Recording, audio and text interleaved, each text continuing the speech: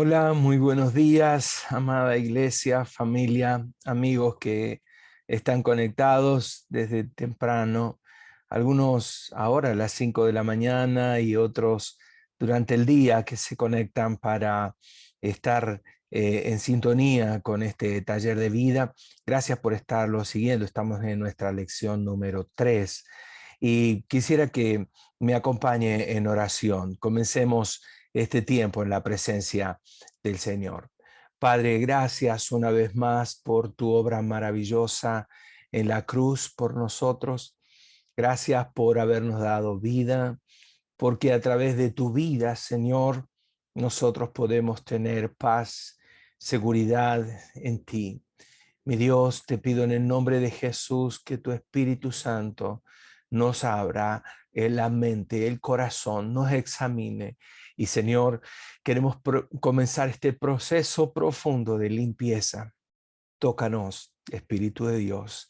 Toma este día que podamos servirte a ti, que podamos seguir detrás de tus pisadas. En el nombre poderoso de Cristo Jesús. Amén. Amén y amén.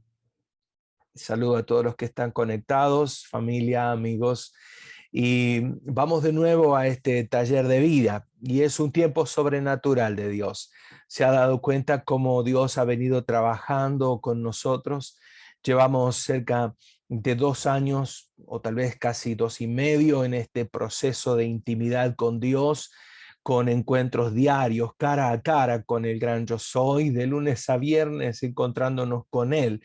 Y ahora en el taller del maestro estamos aprendiendo sobre la humillación espiritual.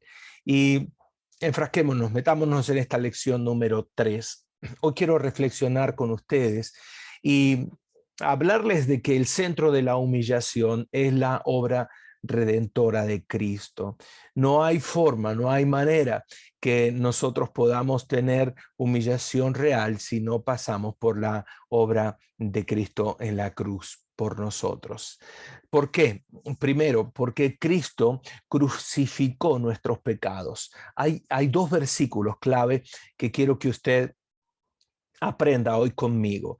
Dice Romanos capítulo 6, versículo 6, sabiendo que nuestro viejo hombre fue crucificado juntamente con él, para que el cuerpo del pecado sea destruido, a fin de que no sirvamos más al pecado. Gloria a Dios por esto. Primero, tener muy claro que el viejo hombre, nuestra vieja naturaleza, fue crucificada juntamente con Cristo en la cruz. ¿Para qué? Para destruir el cuerpo del pecado, el instrumento del pecado, para que no sirvamos más al pecado, sino con una mente renovada y una metanoia, un cambio de 180 grados yendo hacia el pecado, ahora yendo hacia la salvación en Cristo, podamos concentrarnos en Él. Y primera de Pedro, capítulo 2, versículos 24 y 25, dice, ¿quién llevó él mismo nuestros pecados en su cuerpo sobre el madero, para que nosotros, estando muertos en pecados, vivamos a la justicia, por cuya herida fuisteis sanados? Porque vosotros erais como ovejas descarriadas, pero ahora habéis vuelto al pastor y obispo de vuestras almas. Qué pasaje precioso y conmovedor. Él llevó sobre su cuerpo, sobre sus hombros, en un madero, en la cruz, nuestros pecados. El pecado que tenía que yo pagar porque era culpable, lo llevó Él en la cruz, para que nosotros, que estábamos muertos en nuestros delitos y pecados, vivamos para la justicia. Y porque por la herida de Cristo fuimos nosotros sanados. En su frente, en sus pies, sus manos, su costado, Él fue herido, golpeado, como dice Isaías. Y dice a continuación, porque vosotros erais como ovejas descarriadas, pero ahora habéis vuelto al pastor y obispo de vuestras almas. Gloria a Dios. Ore un minuto conmigo. Gracias porque en la cruz llevaste mis pecados, Señor. Gracias porque aún antes de yo nacer, tú habías pensado en mí. Pensabas en mi paz. Pensabas en hacerme libre de esta carne, del pecado que nos asedia, como decía el apóstol Pablo, y librarnos en el nombre de Jesús. Gracias, porque en la cruz tú crucificaste nuestros pecados. Lo segundo es que Jesús destruyó el poder del pecado en nosotros. Hay personas que viven atadas en vicios, en pecados, y no tienen manera de ser libres, o no pueden o no quieren ser libres. Pero vea lo que dice Romanos capítulo 8, versículo 3. Por eso, a fin de darnos salvación, envió Dios a su propio Hijo con un cuerpo humano igual que al nuestro, pero sin pecado. Y al entregarlo en sacrificio a causa de nuestros pecados, destruyó el dominio que el pecado ejercía sobre nosotros. Qué belleza de pasaje. Por eso, a fin de darnos salvación, Él envió a Jesús, su propio Hijo, con un cuerpo humano, pero sin pecado, similar al nuestro, pero no con pecado. Y lo entregó en sacrificio a causa de mis pecados, de sus pecados. Y de esa manera Jesús en la cruz del Calvario destruyó el dominio que el pecado ejercía sobre nosotros. Ya no somos esclavos del pecado. Jesús destruyó el poder del pecado en nosotros.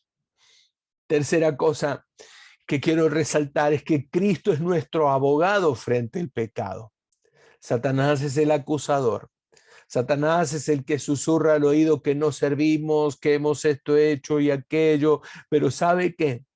Es Cristo el que aboga por nosotros. Primera de Juan capítulo 2, versículos 1 y 2 dice: hijitos míos, estas cosas os escribo para que no pequéis. Si alguno hubiere pecado, abogado tenemos para con el Padre, a Jesucristo el justo, y Él es la propiciación por nuestros pecados. Y no solamente por los nuestros, sino también por los pecados de todo el mundo. Alabado sea el nombre del Señor. Él es el juez justo. Él llevó en la cruz nuestros pecados para que nosotros podamos ser libres y que si teníamos algún pecado, porque todos hemos pecado, dice, Él es el abogado que tenemos frente al Padre, a Jesucristo el justo. Él murió en propiciación por nuestros pecados. Él fue nuestro sacrificio perfecto. Y no solamente por los míos, no solamente por los suyos, sino por los pecados de todo el mundo. Y finalmente, nuestra libertad del pecado es Jesucristo. No hay otra manera de ser libres. Y acá hay dos versículos que quiero resaltar. Juan 8:36 dice, así que si el Hijo os libertare, seréis verdaderamente libres. Si el Hijo, si Jesucristo nos ha librado, Él ya hizo el sacrificio, pero si usted y yo aceptamos ese sacrificio y su perdón, hay una promesa, seréis verdaderamente libres. Y Juan 8:32, mire qué precioso este versículo. Y conoceréis la verdad, y la verdad os hará libres. La verdad no es un concepto, la verdad es una persona, la verdad es Cristo. Y conoceréis a Cristo y Él les hará libres. ¿Saben? hay algunas pautas importantes para la humillación espiritual. Lo primero es que la humillación espiritual no es acerca de mí. No es acerca de lo que yo puedo hacer, sino es acerca de Cristo y de su obra redentora y triunfadora en la cruz del Calvario. La palabra dice que Él venció a 3 enemigos en la cruz del Calvario: a Satanás, al pecado y a la muerte. Y por eso, en ese sacrificio nosotros podemos tener vida y vida abundante. No es acerca de mí, no es acerca de mis pecados, no se trata de limpiar mis pecados. Mi vida es acerca de Dios y su obra. La humillación es acerca de Dios y su obra, acercarnos a Él, porque Él nos ha librado y Él tiene poder para destruir la obra del pecado dentro de nosotros. No es acerca de la carne, no es acerca de mis errores, de mis enemigos, ni de la lucha que yo tengo contra Satanás y el pecado en mí, sino es a través de, es por lo que Él hizo ya por mí. Ore conmigo. Gracias, Jesús, por tu sacrificio en el Calvario. Gracias por tu muerte y tu resurrección, porque a través de ellas tenemos vida, Señor, y vida abundante, en el nombre poderoso de Cristo Jesús. Segunda cosa, con respecto a las pautas de la humillación, es que la humillación no es acerca de sacar los pecados de nosotros. No es acerca de que Él quiere agarrar un gran cepillo lleno de lavandina y jabón y restregar allí el corazón para pulirlo y quitar lo malo. No, es acerca de traer la santidad de Dios a nuestras vidas. Él dijo: sed santos porque yo soy santo. Sean santos en toda vuestra manera de vivir. Y no podemos tener esa santidad que Él está diciendo, recomendando para nosotros, si no es a través de humillarnos y acercarnos a Él. Él nos quiere perdonar.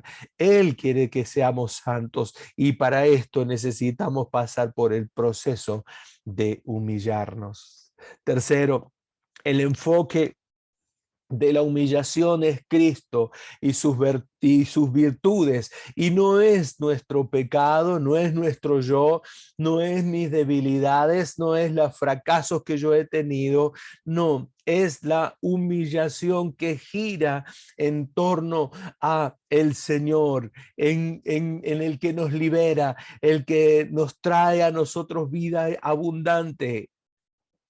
Si la humillación gira solamente en torno a usted, a sus pecados, usted se va a sentir muy mal, usted va a sentir que el pecado lo está maltratando, pero cuando usted se acerca a Cristo sabiendo que Él nos limpia, es entonces cuando la cosa se pone al revés. En vez de usted ser el culpable por mi culpa, por mi grandísima culpa, sino por tu gracia y por tu misericordia, Señor. La humillación debe estar centrada en el amor y la gracia de Dios. No es en que Él nos castiga porque estamos en pecado, sino su gracia es que nos perdona a pesar de nuestros pecados. Es porque la obra de Cristo en la cruz destruye el pecado, destruyó definitivamente en aquel hecho histórico de su muerte y de su resurrección. Y hoy todavía su sangre, su sacrificio está vigente en nosotros. ¿Sabe? Él no trata de humillarnos a través de la vida que nosotros tuvimos, diciendo: mira qué pecador que sos, yo solamente te puedo limpiar, sino por su gracia y por su amor. Él ya nos ha perdonado, Él ya nos ha limpiado, para no ser maltratados por el pecado, para no terminar desenfocados. Piensa y céntrese en la gracia de Dios. Y quinto y último, la humillación no se trata de pecado o de confesión, sino se trata de la obra de la cruz que destruye el pecado. Solamente la obra que Jesús cumplió en la cruz del Calvario puede destruir los pecados del mundo. Recuerde cuando Jesús iba a ser bautizado, Juan el Bautista dijo: he aquí el Cordero de Dios que quita el pecado del mundo. Esto es girar en torno a la gracia de Dios. Esto es ponernos bajo el esquema de Dios, que mientras nos humillamos, nos alegramos de saber que Dios saca nuestros pecados a la luz y que nos limpia y nos hace libres, y que por esa muerte, por esas llagas en la cruz, tenemos hoy libertad. Esta es la diferencia enorme, grande, de que nos centramos en Cristo y en su sacrificio en la cruz, más los beneficios que Él tiene para nosotros. Si en un proceso de humillación sincera salen a la luz nuestros pecados y la tristeza que nos embarga es profunda, cuidado, tenga mucho cuidado, porque es muy probable que esté demasiado centrado en usted y en su imagen. Y si es así, eso le va a impedir celebrar que Dios está trayendo libertad a su vida, limpieza y un avivamiento nuevo. Estas son noticias para alegrarse. Cristo es nuestro sacrificio perfecto. Recuerde que hay que alegrarse en esto. Ahora recuerde también que la humillación profunda y verdadera abre las puertas a un derramamiento del Espíritu en su vida, en su casa, en su familia, en nuestra nación. ¿Qué tal si hacemos una oración de gratitud y tomemos un tiempo para agradecerle a Él por su obra de amor, por su perdón, por su limpieza, por la sanidad, por la libertad, por la victoria que Él nos trae? Padre, gracias, Señor, por este tiempo precioso, porque a través de Él podemos tener salvación y vida eterna. Gracias por la cruz, Señor. Gracias por esos clavos, por esa lanza que te hirió. Gracias por la corona de espinas y la cruz. Porque si no fuese por ella, Señor, yo no tendría vida de victoria, libertad espiritual, perdón, limpieza. Oh, Señor, sería menospreciarte a ti, Señor, y tu sacrificio, pensar de esta manera. Pero hoy nos acercamos confiadamente a ti, Jesús, y con profundo agradecimiento por la cruz y por lo que hiciste en ella. Y como esta canción que cantamos: gracias por la cruz, Dios, porque el lugar que yo tenía que ocupar lo ocupaste tú. Gracias, Jesús. En el nombre de Jesús. Amén. Amén y amén. Les hago un desafío. Haga un compromiso hoy con respecto a lo que escuchamos en este taller y dígale: Señor, quiero aprender que el centro de la humillación es tú y tu obra redentora en la cruz de Calvario. En el nombre de Jesús. Dios les bendiga. Tengan un día maravilloso.